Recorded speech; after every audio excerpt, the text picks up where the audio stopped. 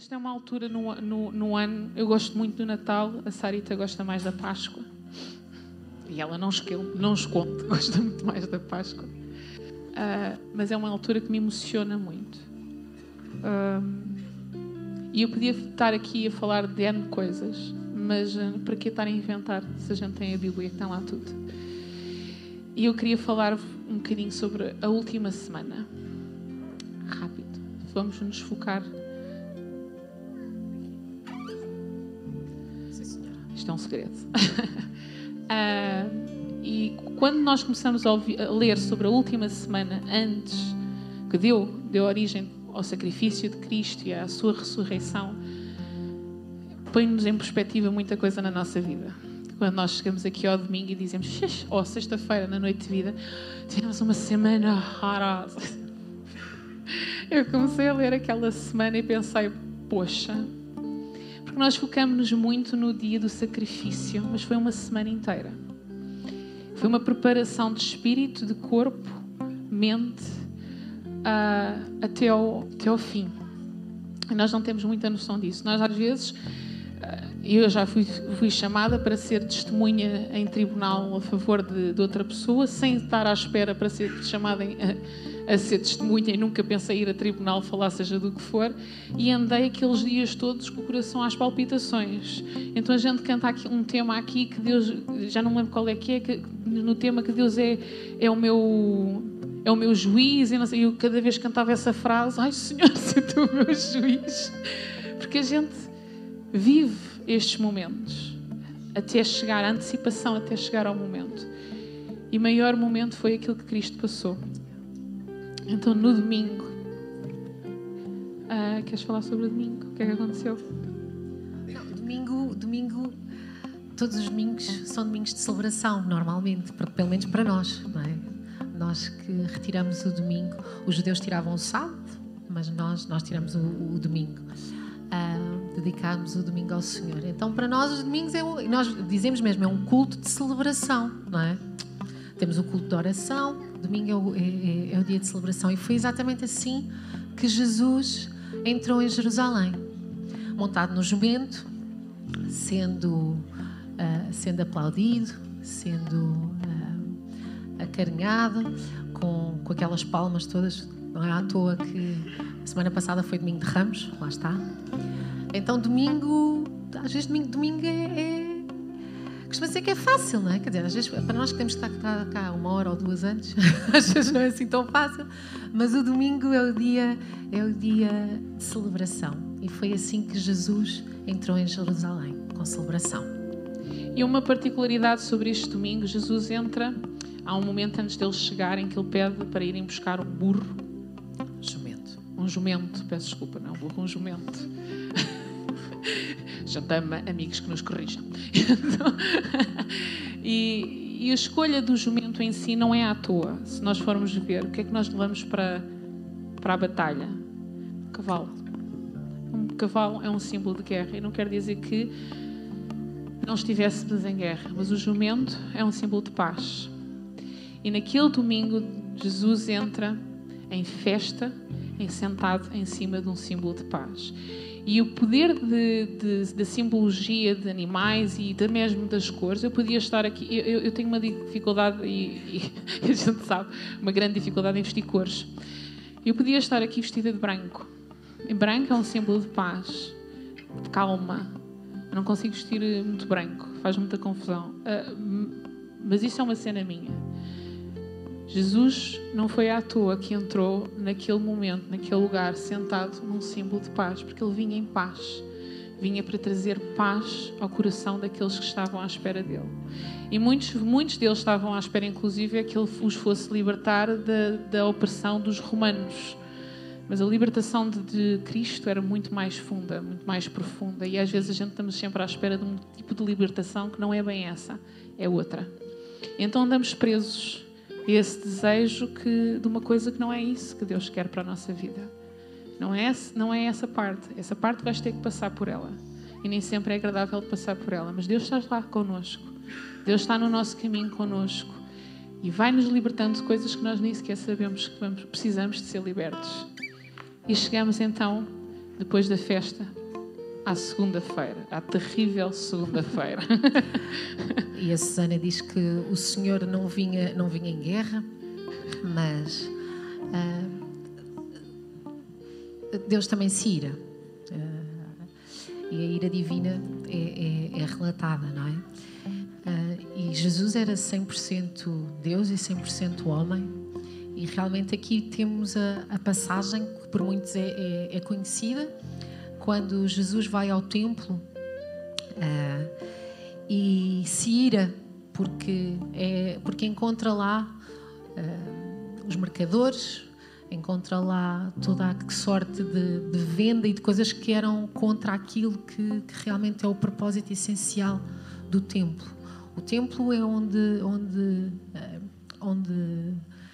o povo se reunia para orar, para adorar, para cultuar a Deus. E lá Jesus encontra coisas que realmente distorcem na totalidade aquilo que é o propósito, não é? E muitas vezes nós, quando vimos à igreja, também vimos numa de receber, vimos numa de parece que fazer uma troca.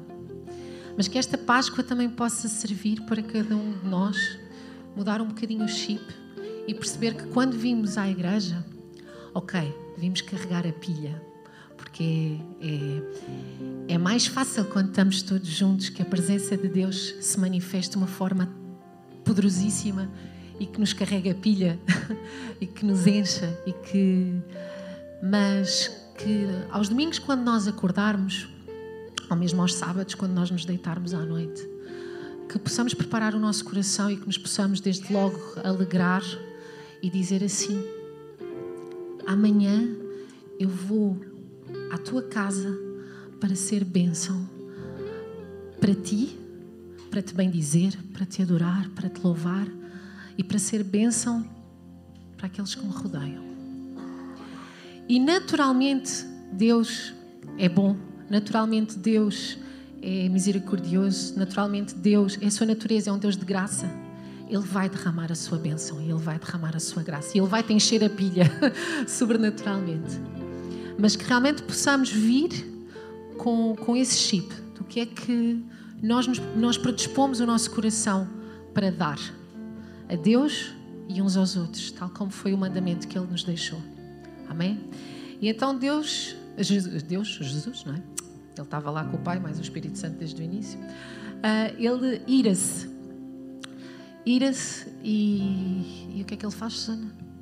Ele manda expulsar todos os que estão lá dentro e não deve ter sido uma imagem muito bonita de se ver. Mas eu não sei quanto para vós, mas às vezes nós perdemos muito. Estou a falar para mim, não estou a dar recados a ninguém. Há uma das coisas que eu oro sempre quando chego aqui, aí o poder do microfone é muito complicado, que é quando o microfone me fizer falta, eu tenho que me sentar. Quando eu aparecer, fizer diferença na minha vida e o meu eu ser importante, eu tenho que me sentar, porque o meu foco desviou-se. E Jesus, ao entrar dentro daquele templo e ver o que eles estavam a fazer, foi porque o foco deles desviou-se. Começou a ser mais importante fazerem vendas e coisas que não tinham nada a ver com nada do que na realidade estar a adorar. E antes dele entrar no templo, tinha fome. E ter fome, e isto tudo, nós não estamos a ler por causa do tempo. Mas podemos ver em Marcos 11, 12 a 14, Mateus 21, 18 a 19. Jesus, antes de entrar no templo, com fome, viu uma figueira, e a gente conhece esta história, uma figueira muito bonita, cheia de flores, seja de verduras, cheia, muito vistosa. E quando foi com fome para apanhar o fruto, não havia nada. E nós estamos com fome, mas às vezes vivemos de aparências, em que mais vale parecer do que ser. E eu não estou só a dizer às vezes em estarmos aqui e depois temos uma vida desregrada lá fora, porque também acontece. não é? A gente estar aqui, somos todos irmãos, somos todos carinho, somos todos amor, e depois chegamos lá fora nos momentos certos que devemos marcar a diferença e não fazemos. Também acontece. Mas muitas vezes é pela dor, em que chegamos a sorrir uns pelos outros, a dizer que, paz, irmãos, estamos todos felizes, e não estamos. E há momentos que não são bons. E nós passamos por esses momentos e nós precisamos buscar a Deus, precisamos de fertilizar a nossa terra, precisamos estar sentados a ouvir Deus, para depois a nossa árvore dar fruto e não ter só folha. Isto foi segunda. E ele conseguiu impor a sua imposição dentro do tempo. Ele chegou a dizer que daquela árvore nunca mais haveria fruto. Mas na terça-feira, ao ensinar sobre amor, porque ele começa a falar sobre amor, chega ao templo e os religiosos tentaram descredibilizá-lo. Exatamente. Jesus. E quantas vezes nós andamos no caminho que Deus... Sonhos incríveis. E um sonho sem ato é só um sonho. Mas Deus muitas vezes põe sonhos na nossa vida em que nós começamos a construir e a fazer para a coisa desbravar terreno, para nós fazermos aquilo que Deus quer para nós, que nós façamos, e de repente vêm os religiosos dizer: mas isso não é assim. Mas calma lá que não é... E vais fazer isso assim porquê? E muitos sonhos morrem na praia porque nós ouvimos mais vezes as vozes daqueles que se levantam para impedir os sonhos que Deus tem para a nossa vida do que aquilo que Deus tem falado para nós. E então andamos a viver vidas de passado, com sonhos daquilo que não foram concretizados, à espera que Deus os concretize quando temos nós que fazer aquela nossa parte. E não fazemos. Porque a culpa é do outro, não é minha. Não. Às vezes a nossa é culpa. A culpa é mesmo nossa. Chegamos à quarta. Quarta-feira. E quarta-feira, tal como a Susana estava a dizer, Deus ensina-me em maior profundidade acerca do amor. E o verdadeiro amor afasta todo o medo, o verdadeiro amor afasta toda a culpa, o verdadeiro amor é aquele tal novo mandamento que Jesus nos deixa. Ama a Deus acima de todas as coisas e ama o teu próximo como a ti mesmo. E isto choca porque isto vai contra tudo aquilo que o mundo diz, não é? Aquela lei de olho por olho, dente por dente. E Deus diz não. No reino de Deus as coisas não funcionam assim. No reino de Deus, quando te batem numa face, tu dás a outra. Quando falam mal de ti, tu abençoas a vida dessa pessoa e oras por ela. E isso vai chocar e vai, mais uma vez, gerar polémica e vai, mais uma vez, pôr Cristo numa posição de não muito confortável.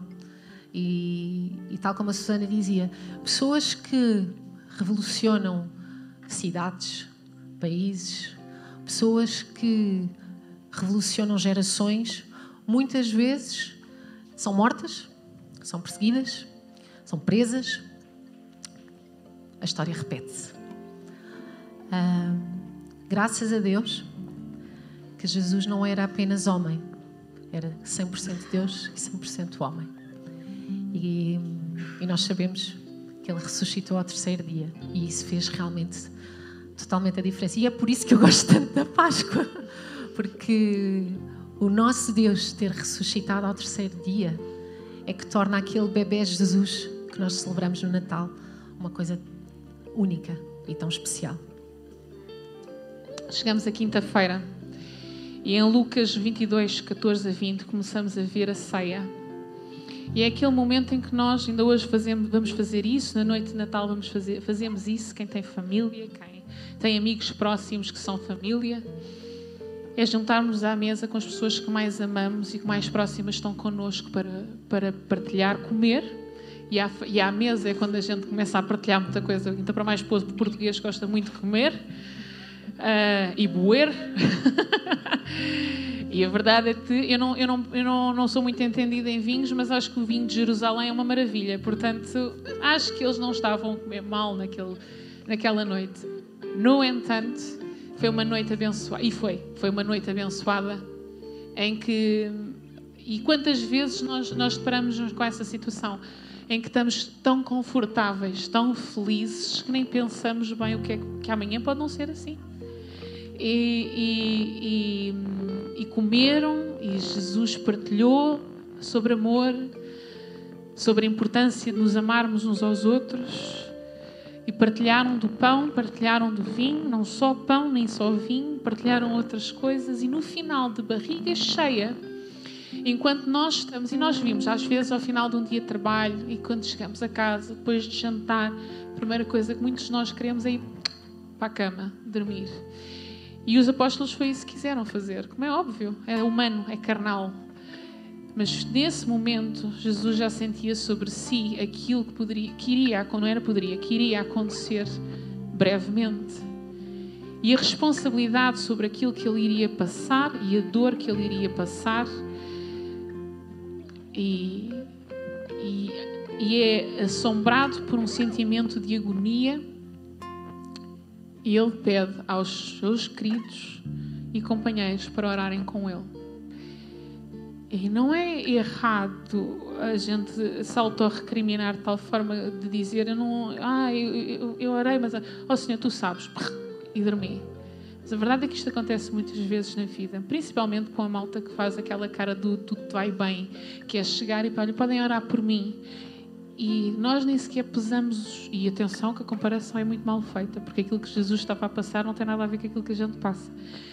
Mas se no mínimo nós fazemos isto, quanto mais os apóstolos fizeram naquele momento, que é, estamos tão confortáveis que quando alguém pede oração por nós, mesmo a sorrir, nós às vezes relativizamos demasiado aquilo que o nosso irmão está a passar. E ou não oramos, porque esquecemos, ou oramos uma oração muito rápida e agora Deus faz. E naquele momento, Jesus ficou sozinho. E voltou, então, mas vocês estão a dormir? Então, mas eu pedi para vocês estarem comigo a orar. E depois voltou e diz na Bíblia que ele suava gotas de sangue. Ou seja, estava no extremo da agonia. E naquele momento ele pede para Deus afastar dele aquele cálice, mas que Deus fizesse mesmo assim a sua vontade na sua vida. E muitas vezes nós estamos a dizer, orem por mim, orem por mim. Deus, estou-me a rir, mas orem por mim.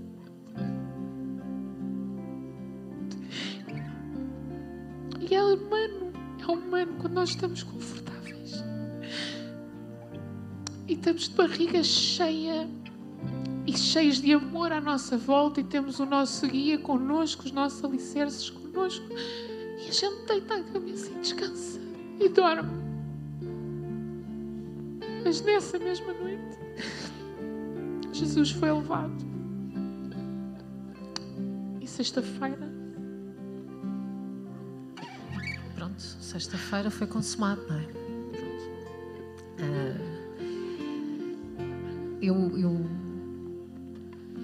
Nós somos muito amigas, eu e a Susana, mas é mesmo por obra e graça do Senhor e do Espírito Santo, porque eu nunca vi duas pessoas tão diferentes serem tão amigas. E aquilo que...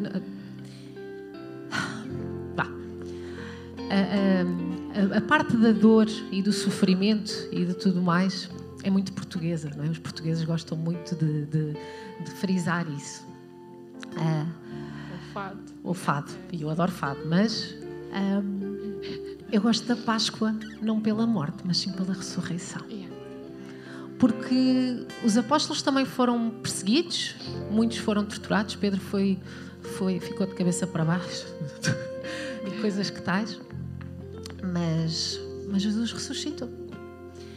E efetivamente na sexta-feira há todo aquele julgamento, todo aquele rodilho de sofrimento e de tudo mais. Mas Quando Jesus é crucificado, acontece aquela situação em que ele olha para o lado, em que no último suspiro, e essa parte também mexe muito comigo, até o teu último suspiro, tu podes ser curado, tu podes ser salvo, tu podes ser limpo, tu podes ser perdoado, tu podes receber a vida eterna. E isso alegra o meu coração. E traz vida, e traz fé, e traz esperança ao meu coração. E eu quero um coração cheio de vida, de fé e de esperança. Porque é isso que Jesus veio trazer ao mundo.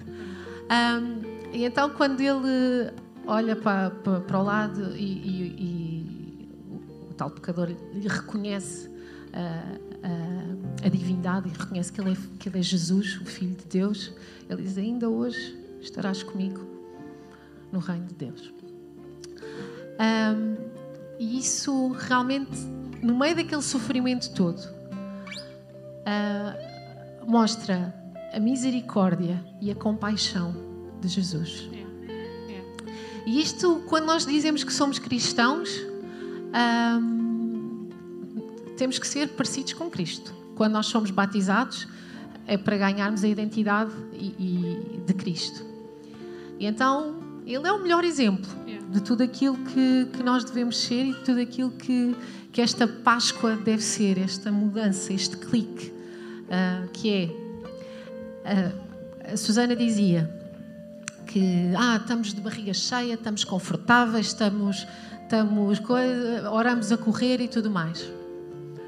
Mas que nós sejamos como Cristo, que ainda que a vida não sorria, ainda que tu estejas no meio de uma tempestade, uma tribulação, do que seja, ainda de que tudo à tua volta te esteja a ser retirado, ainda que tu estejas a ser espremido de todas as maneiras, da tua boca possam sempre sair palavras de bênção, palavras de cura, palavras de edificação, palavras de vida, palavras de esperança, palavras de libertação. Porque o Espírito de Deus que habita em ti, o Espírito Santo que habita em ti, que habita em mim, que habita em nós, é isso que Ele traz ao mundo. Então que nós, ainda que só possas dizer: Deus te ama. Deus te ama. Tu és uma bênção. Que nós possamos sempre ser portadores de boas novas. Porque também foi isso que Jesus nos mandou ser. Ide por toda a parte e espalhai as boas novas. Espalhai o Evangelho. E sábado? Sábado. Estamos mesmo a acabar, prometo. Sábado para mim é um dia muito importante neste percurso. Porque é o dia do silêncio. E nós, quando passamos por tribulações difíceis na nossa vida, há um momento, para mim, que é o que eu identifico a sexta-feira, que é o momento da adrenalina, em que tudo está a acontecer e que nós estamos a correr de um lado para o outro, estamos a tentar controlar aquilo que não conseguimos controlar, e no final o pior acontece, porque muitas vezes acontece, o pior acontece. E depois temos que, neste caso, temos que buscar o corpo, tirá-lo da cruz, embrulhar, limpar, sepultar, fazer o funeral. E depois do funeral feito, é o sábado. E agora? Então agora? Então na quinta-feira... Cai a ficha. Então na quinta-feira a gente teve a jantar juntos. Tivemos a rir. E hoje ele está ali. Então e agora? Morreu. O que é que eu faço? Onde está o meu guia? E nestes momentos na nossa vida em que nós não passamos por um momento de dormência, em que nem há tristeza nem há alegria, há uma dormência, ali um tépido, que nem é quente nem é frio, que as pessoas perguntam: está tudo bem? Está, na graça do Senhor. E estamos ali, estamos naquela linha. E esse momento, muitas vezes a gente não ouve Cristo. E oramos, mas não ouvimos. Mas Deus trabalha no silêncio. Amém. E mesmo no sábado, mesmo enquanto o seu espírito estava em luta, ele já, mesmo naquele momento, tinha deixado a sua semente. Porque qual é que foi a maior palavra que ele transmitiu durante aquela semana? Amor. Amor. Amor. Amem-se. Amem-se. Porque sem amor nada faz sentido. E amor, e amor. E mesmo no meio do silêncio, quando a gente não ouve nada, os ensinamentos estão lá. E se tu neste momento estás a passar algum momento na tua vida em que estás a passar esse silêncio, em que tu oras e não ouves, em que tu vês e não alcanças, em que a luz está lá mas tu não a vês, o silêncio, no meio da escuridão, Deus está contigo também. E quando tu começares a olhar nas pegadas da areia da praia, mais tarde, olhares para o lado, vais ver que as pegadas de Cristo estiveram sempre ao teu lado. E tu estiveste em silêncio, o teu coração esteve em silêncio, mas Ele esteve em silêncio contigo a parar-te. Porque eu deixei-te as sementes, eu deixei-te a terra, eu deixei-te o vaso e tu agora estás capacitado para plantar, regar e a planta surgir e o fruto aparecer. Porque depois no domingo, e foi uma senhora, uma Dona Maria Madalena, que o viu pela primeira vez. E a dor era tanta, que ele estava à frente dela e ela não o conheceu. Até achava que era um jardineiro. Porquê? Porque ela abriu e não estava lá mais o corpo. E o desespero às vezes é tão grande que a gente não vê nada.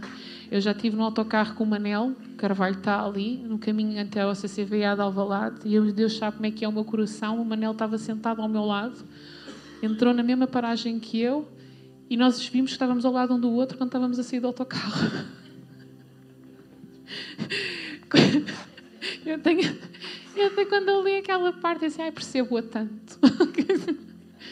Levaram o meu Senhor, Maria!